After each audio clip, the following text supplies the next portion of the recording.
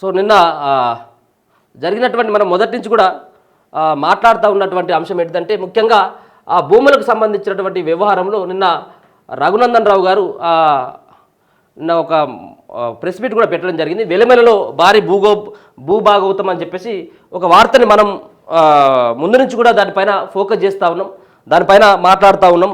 మనం నేరుగా కూడా కొండగల్ కావచ్చు, వెలుమల కావచ్చు, ఈ రెండు గ్రామాలకు కూడా మనం వెళ్ళడం జరిగింది. అక్కడ ఉన్నటువంటి ప్రజలు ఎదుర్కొంటున్నటువంటి ముఖ్యంగా భూ సమస్య ఏదైతే ఉందో సుమారుగా 1100 ఎకరాలకు సంబంధించినటువంటి దాంట్లో కొంతమంది అక్కడ వాలిపోయి దాంట్లో మా భూములు ఏవి అని చెప్పేసి మళ్ళీ వాళ్ళకు ఎదురు తిరిగినటువంటి పరిస్థితులు నేపథ్యంలో వాళ్ళు దీక్షలు చేస్తూ ఉన్నారు. వాళ్ళకి అండగా మనతోలు వెలుగు వెళ్ళడం జరిగింది. నిన్న బీజేపీ పార్టీకి సంబంధించినటువంటి ఎంపీ రఘునందన్ రావు గారు సైతం కూడా మాట్లాడడం జరిగింది. దీనిపైన ఒకసారి రఘన్న కూడా మనతోటి మాట్లాడేందుకు మరి లైవ్లో సిద్ధంగా ఉన్నాడు. ఒకసారి వెలుమలలో జరిగినటువంటి భూభాగవతం, పోలీసుల రక్షణలో కబ్జా చేస్తున్నారు, ఇందుకు సహకరిస్తున్నటువంటి మంత్రి నేడు వెలుమలకు వెళ్తున్న సాగులో ఉన్న గిరిజనులకే ఇవ్వాలి అని చెప్పేసి ఎంపీ రఘునందన్ రావు గారు ఈరోజు వెలుమలకు వెళ్ళబోతా ఉన్నాడు. వెలుమలలో మరి ఏంటి అక్కడ ఉన్నటువంటి పరిస్థితి ఏంటిది, దానిపైన ఒకసారి రఘునందన్తో కూడా ఒకసారి మాట్లాడేటువంటి ప్రయత్నం చేద్దాం. అన్న నిన్న ఆల్రెడీ ఒక ప్రెస్ మీట్ పెట్టడం జరిగింది. మనం పోయిన తర్వాత దీంట్లో కొంత స్పందన వచ్చినట్టుగా కనబడతా ఉన్నది. నిన్న ఎంపీ రఘునందన్ రావు సైతం నిన్న ప్రెస్ మీట్ పెట్టి ఇదే వెలుమలలో అలాగే కొండకల్లో రైతులు ఎదుర్కొంటున్నటువంటి భూములు కోల్పోతున్నటువంటి రైతులు ఎదుర్కొంటున్నటువంటి సమస్య పైన ఆయన మాట్లాడడం జరిగింది. సో మీరు కూడా మొదటి నుంచి కూడా దాన్ని ఫాలోఅప్ చేస్తూ ఉన్నారు. ఏంటన్నా వెలిమెల సంబంధించినటువంటి దాంట్లో వెలిమెల అలాగే కొండకల్లు సంబంధించినటువంటి ఇష్యూ ఒకసారి మాట్లాడేటువంటి ప్రయత్నం చేయండి. ఒకసారి మాట్లాడేటువంటి ప్రయత్నం చేద్దాం అన్నతో పాటు. అన్న ఓకేనా? సో ఎస్, నిన్న మనం మొదటి నుంచి కూడా దాన్ని ఫాలోఅప్ చేస్తూ ఉన్నాం. వెలుమల అలాగే కొండకల్లుకు సంబంధించినటువంటి ఇష్యూలో నిన్న ఎంపీ బీజేపీ పార్టీకి సంబంధించినటువంటి ఎంపీ నిన్న స్పందించడం జరిగింది. ఈరోజు కొండకల్లు వెలుమలకు కూడా మేము వెళ్ళబోతా ఉన్నామని చెప్పేసి. సో ఇష్యూ ఏంటిదన్నా, అసలు ఏంటిది, ఏం జరుగుతూ ఉంది అక్కడ? మనం మొదటి నుంచి కూడా చూస్తూ ఉన్నాం కదా. అనేది ఇక్కడ రెండు మూడు ఇష్యూస్ ఉన్నాయి యాక్చువల్ గా. గుడ్ మార్నింగ్ అందరికి. సో చాలా పెద్ద సమస్య ఇది. ఎంత దారుణమైన దుర్మార్గమైన విషయం అంటే, ఇప్పుడు ఇందులో ఒక మంత్రినో లేకపోతే ఒక వ్యక్తినో ఎవరినో ఒకరిని మనం చేయడానికి వీల్లేదు. టోటల్ వ్యవస్థ మొత్తం ఇందులో ఇన్వాల్వ్ అయింది. చాలా నేను ప్రధానంగా చెప్పదలుచుకుంది ఏంటంటే, మనం లాస్ట్ 10 days బ్యాక్ ఆ లొకేషన్ కి, ఆ ప్రాంతానికి మనం వెళ్ళడం జరిగింది. వెరీ క్లియర్ గా అక్కడ జరిగిన విషయం ఏంటంటే, దాదాపు బిల్లా దాఖలాకు సంబంధించిన భూమి, అంటే మిగులు భూమి, 2 గ్రామాల సరిహద్దులో ఉన్న భూమి రికార్డ్స్ లోకి ఎక్కించకుండా గవర్నమెంట్ భూమిగా ఉంచుతారు, అంటే భవిష్యత్ అవసరాల కోసం. ఆ భూమి గతంలో ఈ కొండకల్ ప్రాంతంలో 117-120 ఎకరాలు అక్కడ ఉండే. అది ఒక ఇష్యూగా ఉండే. ఆ ఇష్యూ కొంత సార్ట్ అవుట్ అయింది మొన్న 3 నెలల క్రితం. ఇది వెలిమెల తాండాకు సంబంధించిన పక్కనే ఉన్న కొండకల్కి వెలిమెలకు మధ్య ఉన్న మరో 80 ఎకరాల బిల్లా దాఖలా భూమి, అంటే మిగులు భూమి ఒకటి. ఇప్పుడు ఈ ఇష్యూ నడుస్తున్నది. అండ్ దాంతో పాటుగా ఇంకొక ఇష్యూ ఏంటంటే, ఈ కొండకల్ ప్రాంతంలో గతంలో అక్కడ లోకల్ గా ఉన్న విక్రమ్ రెడ్డి వాళ్ళ ఫాదరు వాళ్ళు చూపించిన 1100 ఎకరాల సీలింగ్ భూమి అది గవర్నమెంట్ తీసేసుకున్నది. తీసేసుకున్న తర్వాత పేదలకి అసైన్ చేసిన తర్వాత, పేదలందరూకి వచ్చిన తర్వాత మళ్ళీ వీళ్ళు వెనక్కి తీసుకున్నారు. అంటే వాళ్ళ దగ్గర నుంచి లాగేసుకున్నారు, కొంత భూమి కొనుక్కున్నారు. ఈ భూమి ఎవరి చేతిలో ఉండాలి? ఇచ్చిన వాళ్ళ చేతిలో ఎట్లా వస్తుంది? మళ్ళీ అది గవర్నమెంట్ చేతిలో అయినా ఉండాలి, లేదంటే గిరిజన రైతుల చేతిలో అయినా ఉండాలి. సో ఈ 2 అంశాలు మనకి ఇక్కడ ప్రధానంగా కనిపిస్తున్నాయి. సో ఇవాళ మనం ఈ ప్రధానంగా మాట్లాడుకోవాల్సిన ఈ వెలిమెల ఇష్యూ గురించి మనం ఒకసారి డిస్కస్ చేస్తే, రఘునందన్ రావు ప్రెస్ మీట్ పెట్టి ఇందులో టోటల్ గా ఇన్వాల్వ్ అయిపోయింది.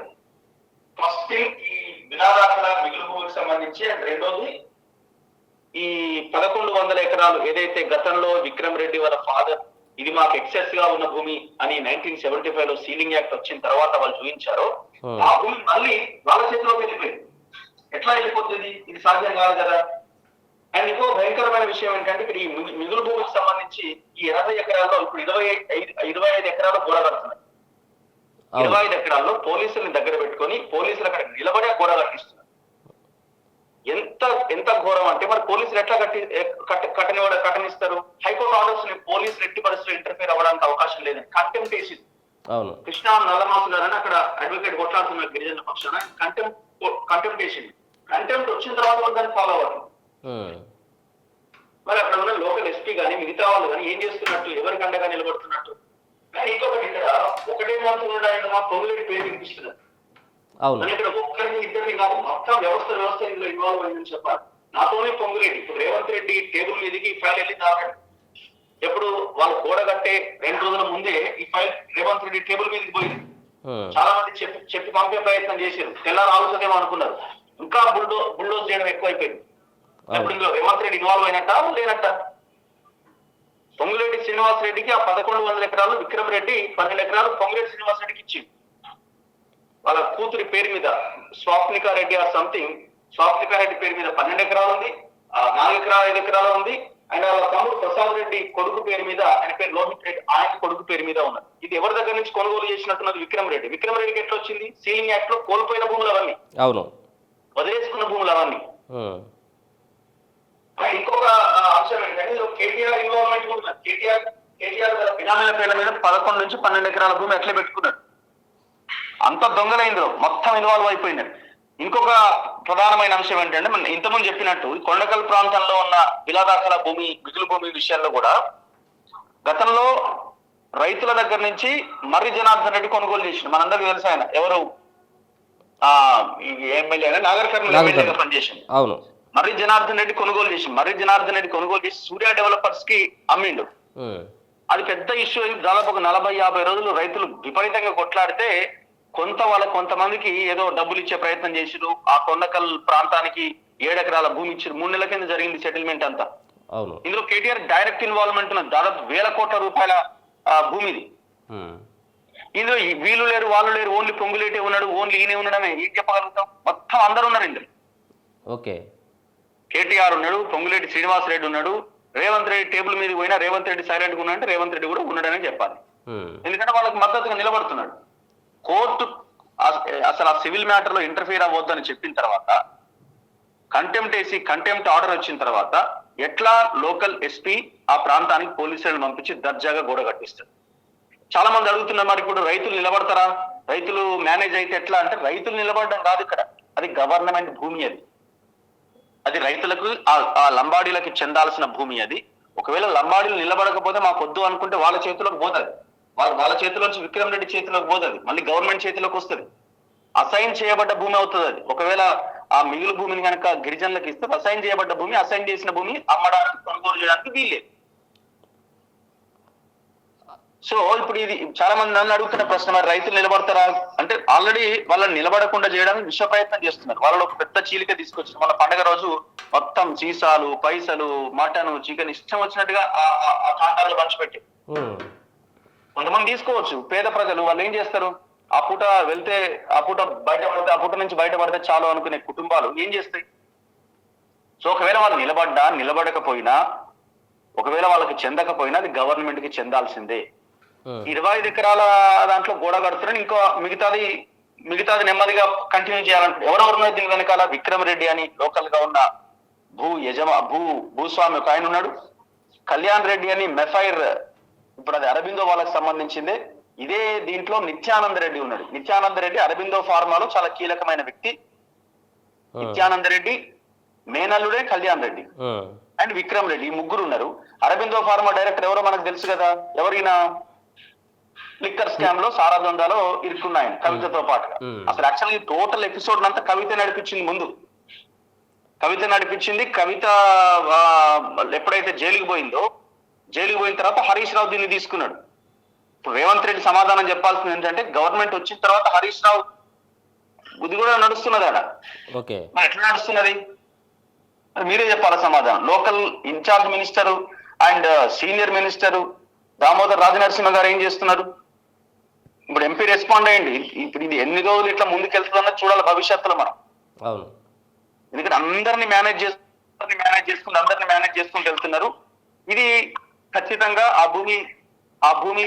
ఆ మిగులు భూమి ప్రభుత్వానికి దక్కాల్సిందే. అది రైతులు అక్కడ కబ్జాలో ఉన్నారు కాబట్టి ఆ రైతులకు దక్కాల్సిందే. ఓకే. అండ్ ఇంకొకటి, 1100 ఎకరాల్లో, ఈ 1100 ఎకరాల్లో పొంగులేటి భూమి ఉన్నది. 1100 దాంట్లోనే కేటీఆర్ బినామీలకు భూమి ఉన్నది. ఈ 1100 ఎకరాలనే చాలా మంది, ఇంకా లెక్కలు తీస్తే చాలా మంది బయటపడతా ఉన్నారు. ఎవరైతే ఈ రైతులు కొట్లాడారని చెప్తే 17 ఎఫ్ఐఆర్లు అయినాయి రైతుల మీద. అవును, రైతుల కాళ్ళు ఇరిగినాయి, చేతులు ఇరిగినాయి, 17 ఎఫ్ఐఆర్లు అయినాయి. అండ్ ఇంకొక విషయం ఏంటంటే, 307 మర్డర్ కేసు పెట్టి రైతుల మీద జేసీబీని అడ్డుకున్నాను. 17 కేసులు. అవును. ఇంకా ఆ కేసులలో వాళ్ళు తిరుగుతున్నారు పాపం. మొత్తం అక్కడ 4 నాట్ ఓన్లీ కొండకల్ వెలమల తాండా, ఇంకొక 2-3 తాండాలు ఉంటే ఆ తాండాలన్నీ తాండాలు లేపేసి, ఆ గోరీలు అట్లే ఉన్నాయి, ఆ గుడి అట్లే ఉంది. మరి ఎట్లా ఇంత ఘోరం జరిగింది ఎలక్షన్స్ కి ముందు? ఇది టోటల్ కేటీఆర్ హయాంలో జరిగింది ఒకటి, ఈ గవర్నమెంట్ లో కంటిన్యూ అవుతున్నది రెండోది. ఇందులో అందరి ఇన్వాల్వ్మెంట్ ఉన్నది. రాజకీయ పార్టీలు కూడా ఏదో మాట్లాడుతున్నాం కాబట్టి చేస్తున్నాం అని కాకుండా దీని మీద ఒక యుద్ధ ప్రాతిపదికన లేకపోతే ఒక మూమెంట్ తీసుకురావాల్సిన అవసరం ఉన్నది. గవర్నమెంట్ ఇంతవరకు ఎందుకు రెస్పాండ్ అవ్వట్లేదు? రేవంత్ రెడ్డికి ఉన్న ప్రత్యేకమైన ప్రాధాన్యత ఏంటి భూమి మీద? ఇమీడియట్ గా ఆన్సర్ చేయాల్సిన అవసరం ఉంది. ఈ అరబిందో ఫార్మా డైరెక్టరు, ఈ అరబిందో ఫార్మా గాని అక్కడ చుట్టుపక్కల జీవీకే గాని వీళ్ళు చేస్తున్న అరాచకం ఈ మోకిల, కొండకల్, వెలిమెల ఈ ప్రాంతాల్లో అంతా ఇంతగా ఈ దందాన్ని అరికట్టాల్సిన బాధ్యత రేవంత్ రెడ్డి మీద ఉన్నది. ఇంతవరకు ఒక్క పాయింట్ కూడా ఆయన నోటి నుంచి వస్తలేదు. దర్జాగా పోలీసులను పెట్టుతున్నారు, బుల్డోజ్ చేస్తున్నారు, గోడలు కట్టిస్తున్నారు. గవర్నమెంట్ ల్యాండ్ ఎవరు కట్టించేది? ఎట్లా గవర్నమెంట్ ల్యాండ్ లో ఈ గోడలు వేస్తే ఇంత ఓపెన్ దందా ఎట్లా నడుస్తుంది? సో తక్షణం దీని మీద మనం కూడా, అందుకే ఎవరు మీడియా అయితే అసలు టోటల్లీ సైలెన్స్.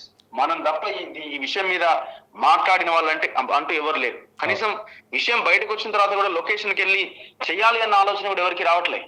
ఎందుకంటే ఈ అరబిందో కానీ ఇవన్నీ కూడా వాళ్ళకి యాడ్స్ ఇస్తాయి, రకరకాలుగా వాళ్ళకి లాలూచి ఉంటది, అండ్ మంత్రులు ఉన్నారు కాబట్టి గవర్నమెంట్ తో ఉంటది. ఇందులో కాంగ్రెస్ ఇన్వాల్వ్మెంట్ ఉన్నది, ఇప్పుడు గతంలో బీఆర్ఎస్ ఉన్నది, అందరి నాయకుల ఇన్వాల్వ్మెంట్ ఉన్నది కాబట్టి ఇది ఈ రకంగా. ఇంకొకటి నేను అడుగుతున్నా, అసలు ఈ గిరిజన సంఘాలు ఎటు పోయినాయి? నేను ఆ రోజు వెళ్ళినప్పుడు ఏదో ఒక సంఘం వచ్చింది, ఒక నాయకుడు వచ్చింది, మరి మిగతా సంఘాలన్నీ ఏమైపోయినాయి? వాళ్ళు కూడా వచ్చిర్రు అంతే, ఒకసారి వచ్చిర్రు, మరి కంటిన్యూషన్ ఏది? మీరు చేసే పోరాటాలు మామూలుగా ఉండవు కదా, ఎటుపోయినాయి ఆ పోరాటాలన్నీ? ఎందుకు దీని గురించి మాట్లాడతలేరు?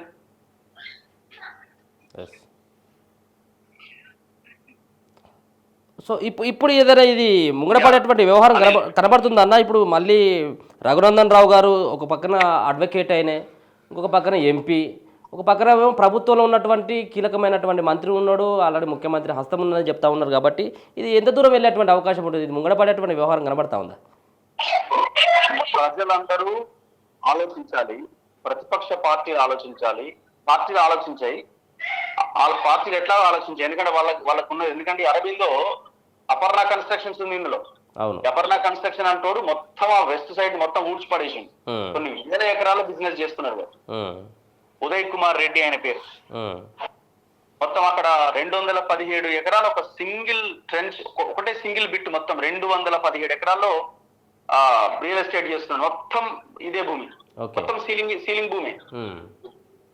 ఇంకెవరు మాట్లాడాలి? అపర్ణ ఆయన కాంగ్రెస్ కి ఎలక్టోరల్ బాండ్స్ ఇచ్చిండు, బీఆర్ఎస్ కి ఎలక్టోరల్ బాండ్స్ ఇచ్చిండు, అందరికి ఇచ్చిండు. ఇందులో బీజేపీ కూడా రఘునందన్ రావు మాట్లాడవచ్చు, వాళ్ళ కన్సర్న్ ఎంపీగా, ఆయన లోకల్ ఎంపీ కాబట్టి. బండి సంజయ్ ఎందుకు మాట్లాడు? మూసీలో ఇల్లు పోతే ఇల్లు కోల్పోతున్నారని ఆ బస్తీ నిద్ర చేసిన ఈటల రాజేందర్ ఎందుకు ఇక్కడికి రాడు? మిగతా నాయకులు ఎందుకు రారు ఇక్కడికి? పక్కనే ఆనుకొని ఉన్న కొండా విశ్వేశ్వరరెడ్డి కూడా రావాలి కదా అక్కడికి, పక్క నియోజకవర్గమే కదా. మరి వీళ్ళందరూ ఎందుకు రారు? అందుకే అట్లీస్ట్ ఈ సంఘాలు ఎవరైతే ఉన్నారో, ఈ లంబాడీ సంఘాలు, మీ జాతి ప్రజలు మొత్తం రోడ్డు మీద పడుతున్నారు, వీళ్ళు ఇప్పటికైనా మేల్కోవాల్సిన. సీతక్క ఏం చేస్తున్నారండి మంత్రి గారు? ఎట్లయిపోయిందంటే మంత్రులు కూడా మేమేం చేస్తాం, మేము ఏం చేయగలుగుతాం, వాళ్ళు పెద్ద పెద్ద వాళ్ళు కదా, మరి ఎందుకున్నారు? మరి మీరు రిజైన్ చేసి అవతల పడండి, బయటికి రండి. చేతకానప్పుడు ఎందుకు మీ పదవులు దేనికోసం? పొంగులేటి శ్రీనివాసరెడ్డి మీద ఇన్ని వీడియోలు, ఒక్క వాయిస్ లేదు ఆయనది. ఇప్పుడు రేవంత్ రెడ్డి కూడా ఇప్పుడు ఎట్లుండదు కాంగ్రెస్ వాళ్ళది, ఈయన అంటున్నాడని ఆయన సంతోషపడతా ఉంటాడు. రేవంత్ రెడ్డిని అంటే కోమటిరెడ్డి, పొంగులేటి ఇంకొక సంతోషపడతాడు. పొంగులేటిని అంటే రేవంత్ రెడ్డి టీం సంతోషంగా హ్యాపీగా ఎంజాయ్ చేస్తుంటారు, వాళ్ళ గ్రూప్ లో షేర్ చేసుకుంటా ఉంటారు. అవునవును. సో మనకెందుకు లేని రేవంత్ రెడ్డి అనుకుంటున్నాడేమో, కానీ రేవంత్ రెడ్డి ఇన్వాల్వ్మెంట్ కూడా ఉన్నట్టు కనిపిస్తున్నది కదా. మీ టేబుల్ మీదకి ఫైల్ వచ్చిన తర్వాత మీరు ఎందుకు అడ్డుకోలేకపోతున్నారు అంటే మీరు ఫెయిల్యూర్. మీరు ధరణి నుంచి భూభారత్ తీసుకొచ్చారు కదా, దానివల్ల ఏంది మీరు తీసుకొచ్చేది? అసలు రెవెన్యూ మంత్రి తీసుకున్నట్టు పొంగులేట్ అంటే దీనికోసమే. డౌట్ ఏముంది అందులో? మీరు బయలుదేరండి. Okay. నేను రాలేకపోతున్నా. ఓకే అన్న, సో థ్యాంక్ యూ అన్న, thank you. Right right. Thank you. So ఇది రగన చెప్తున్నాను, చాలా రోజుల నుంచి కనపడట్లేదు కాబట్టి ఒక విషయంలో మీ ముందుకు తీసుకురావాలన్నటువంటి ఉద్దేశంతో మళ్ళీ రేపటి నుంచి మీకు అవైలబుల్ ఉంటాడు మార్నింగ్ బులెటిన్లో కన్ఫామ్గా. సో ఈ విషయం గురించి మొదటి నుంచి కూడా ఫాలోఅప్ చేస్తూ ఉన్నటువంటి పరిస్థితి కనబడతా ఉన్నది. నిన్న ఇదే అంశం గురించి ఇప్పుడు మాట్లాడినటువంటి వెలిమెల కావచ్చు, మరొక పక్కన కొండగల్ కావచ్చు, మోకిలా కావచ్చు, ఇటువంటి ప్రాంతాల్లో అంటే ఒక్కొక్క సంబంధించినటువంటి ఎకరా సుమారుగా 20 కోట్లు 30 కోట్లు ఉన్నటువంటి ల్యాండ్లు కూడా అక్కడ ఉన్నాయి. ఇప్పుడు ఆ గిరిజనుల్లో చేతిలో ఉన్నటువంటి ల్యాండ్లని ఆక్రమించుకోవాలని చెప్పేసి విక్రమ్ రెడ్డి కావచ్చు, అరబిందో ఫార్మా చైర్మన్ అయినటువంటి దాంట్లో ఉన్నటువంటి నిత్యానంద రెడ్డి కావచ్చు, ఇట్లా కళ్యాణ్ రెడ్డి కావచ్చు, ఇటువంటి వాళ్ళందరూ కూడా ఈ భూములను మళ్ళీ లాక్కోవాలి. సీలింగ్ యాక్ట్లో వాళ్ళు తీసేసుకున్నటువంటి ఆల్రెడీ వదులుకున్నటువంటి భూములని మళ్ళీ తీసుకోవాలన్నటువంటి ఒక ఉద్దేశాన్ని అక్కడ ప్రధానంగా కనపడుతూ ఉన్నారు. పోలీసులు అయితే మాత్రం వందలాదిగా మంది పోలీసులు ఉన్నారు అక్కడ. ఆ గిరిజనులు అక్కడ టెంట్ వేసుకుని వాళ్ళు ఒక పూట తిని ఇంకొక పూట పస్తులుండి అక్కడ వాళ్ళ భూమి వాళ్ళకి కావాలని చెప్పేసి వాళ్ళు కొట్లాడుతూ ఉన్నారు. నిన్న ఆయన రఘునందన్ రావు గారు ఏం మాట్లాడిందని చూస్తే, రాష్ట్రంలో కాంగ్రెస్ అధికారం చేపట్టిన తర్వాత ఒక రంగు పోయి 3 రంగులు వచ్చాయి తప్ప ఏం మార్పు రాలేదని ఎంపీ రఘునందన్ రావు విమర్శించారు. గురువారం బీజేపీ రాష్ట్ర కార్యాలయంలోని నిర్వహించిన మీడియా సమావేశంలో మాట్లాడుతూ, కొందరు అమత్యులు భాగ్యనగరం చుట్టూ ఉన్న భూములపై కన్నేశారని, సంగారెడ్డి రంగారెడ్డి జిల్లాలోని శంకర్పల్లి రామచంద్రపురం మండలాల మధ్యలో ఒక భూ వివాదం చాలా రోజులుగా కొనసాగుతుందని చెప్పారు.